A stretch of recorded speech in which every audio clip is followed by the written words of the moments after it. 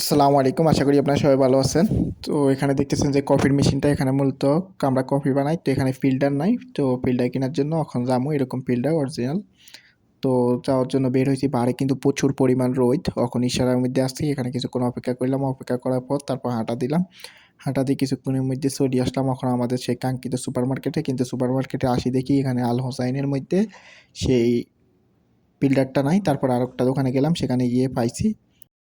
তো ফিল্টার নেওয়ার পর আমার এখন কিছু কফির কাপ দরকার, কিন্তু আমার যে কফির কাপগুলো সেগুলো এখানে নাই। তারপর আমি এখান থেকে ফিল্টার নিয়ে আবার আরেকটা মার্কেটে গেলাম। সেখানে গিয়ে এখন দেখি এখানে প্রচুর পরিমাণ কাপ আছে, কিন্তু এই কাপগুলো নর্মাল। তো আমার স্ট্রং কাপ দরকার, যেগুলো একটু ভালো কোয়ালিটির। তো ভালো কোয়ালিটির কাপ এখানে না থাকার কারণে আমি নিচে চাইতেছি অনেকক্ষণ চাওয়ার পর তারপর ভালো কোয়ালিটির কাপ পাইলাম। এই কাপগুলো নিয়ে আমি ব্যাংকে চলে আসলাম। আসার পর এখানে দেখতেছেন মূলত যে ফিল্টারটা নিছি ওটা নিচ্ছে 18 রিয়াল 50 আর এই কাপগুলো একটা 9.5 রিয়াল করে নিছে।